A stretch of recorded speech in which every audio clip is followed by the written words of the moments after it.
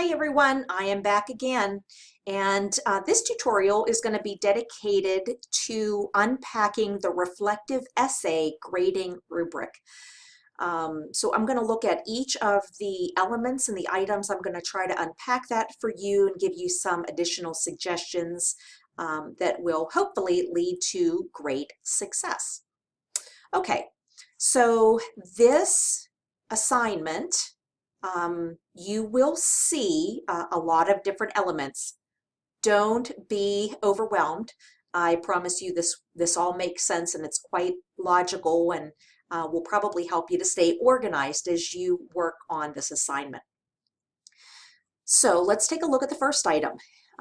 You will want to compare and contrast your individual experiences in completing those worksheets with the assignments that you completed as part of the group. And as some suggestions here, we say reflect on the major changes that occurred in your choices and selections completed as an individual and then as part of the group, and then maybe reflect on some of the reasons that may have influenced your decisions. A lot of students, what they will do is they will say, or they will write exactly the order of the equipment that they had pre-group meeting, and then they will write the order of ranked equipment after the group meeting. That's really not what I want to see, and that is not what will earn you points. What we want to see as faculty is how do you understand the major changes that were made? There's typically a lot more to say about the people choice assignment than there is the equipment assignment, but not always. You'd be surprised. So again, just look at those major changes. I want to see those big themes that you noticed and the influence that other people had on you agreeing to make decisions that deviated from your individual assignment. Please don't go into any great detail about I had this ranked as number 4 and my group ranked it as number 3 and there was a lot of discussion. I don't want you to get down any rabbit holes and get too involved in the minutia of the ranking. Again, you're looking for big themes and big differences and the influence that other people had on you deciding to change your mind. Again, this is only worth 1 point, so please don't write a dissertation. I've read some reflective essays that have focused almost exclusively on this item only. Don't do that. Keep it in perspective. It's worth 1 point. Item number 2, reflect back on your ethical lens inventory, your ELI results. Okay. So this is a new paragraph, right? It's a new item in the rubric, it's a new paragraph. So you're going to want to discuss how your ELI results may have played into both scenarios as an individual, but also as a group. And how did your preferred lens influence or impact your role in that group process? Right? This is worth 2 points. So this is going to be an element of the assignment that is probably going to take a little bit more time and thought and effort. And again, we're looking for big themes. I'm not, again, looking for the minutia and the detail. I want you to focus in on showing me that you understand how those ELI results have played out in real life. I suppose that would be a short and sweet way to say it. Okay, new item, new paragraph in your reflective essay. And this is the item of the rubric that most students neglect to put into their reflective essay. There's always one element that for some reason seems to get left out, and this is absolutely the one that gets left out of the reflective essay. This says generally speaking. Generally speaking, not pertinent to this assignment or the discussions or the individual worksheets. Generally speaking, how do different ethical viewpoints and frameworks play into group and organizational communication? Specifically, how did the group deal with differing ethical viewpoints and frameworks? But before you get to that, stop at the first question. Address the first question.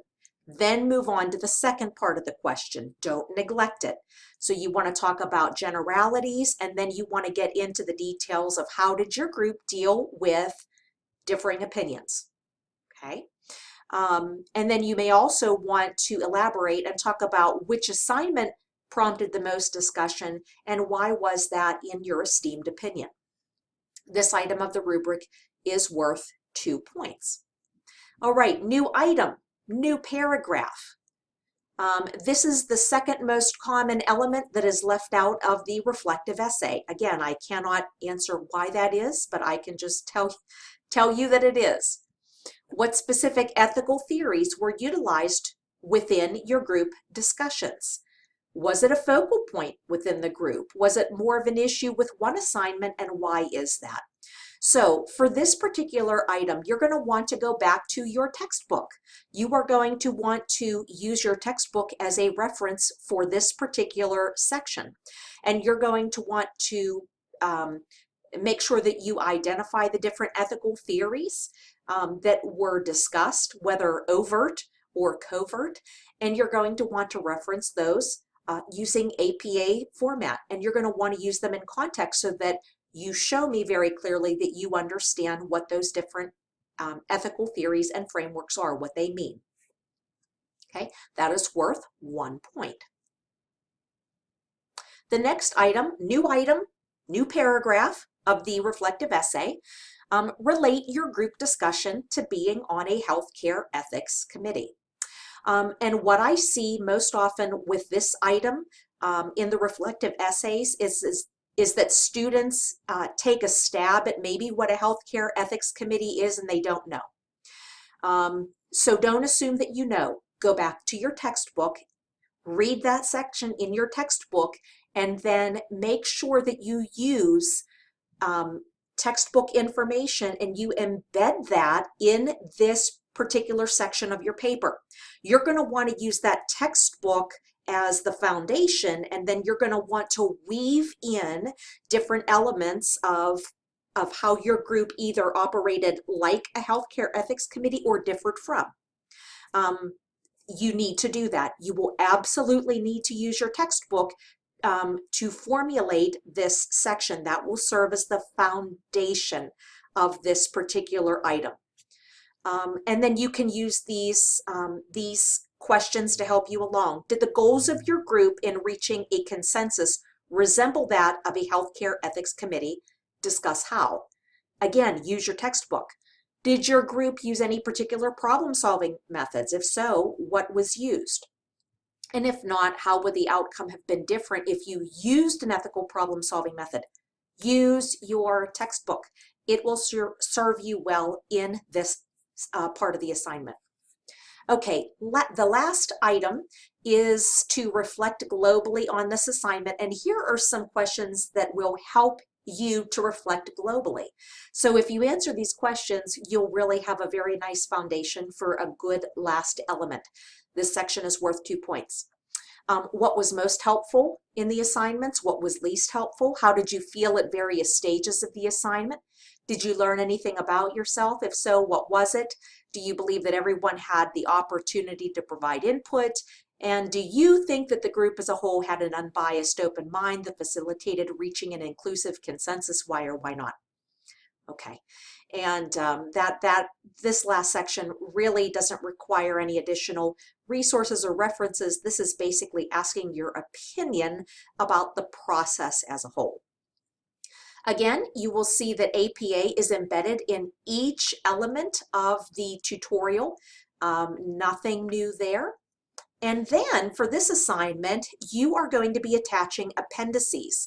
So this is why you need to have your individual worksheets, both of them, and a copy of your group worksheets, both of them, because attaching each one as an appendix according to APA format is worth 1/4 point, and this is all worth 1 point. Now, what I have seen in the past is that students will upload their worksheets as individual documents instead of attaching them as appendices. That is incorrect, and you will earn 0 points for that. This is kind of an APA exercise here, this last part. So if you are unfamiliar with APA formatting for appendices, you'll want to review your manual and refer to your manual. When you upload this assignment, it will be 1 document. It will not be 5 documents, meaning your essay, then this worksheet, then that worksheet, then the other worksheet, then the 4th worksheet. That's not appropriate APA format. It needs to be 1 document that you will upload with your reflective essay and then all 4 worksheets all attached on 1 document. Okay, I think that's it. Hopefully I haven't overwhelmed anyone, but this concludes the tutorial on the reflective essay grading rubric. Again, if you have any general questions about the rubric that you care to share with the group so that everyone can benefit, please ask them in the Q&A discussion board. If it's a question of a personal nature, you can certainly email me or contact me, and I'll try my best to help you. Thanks so much.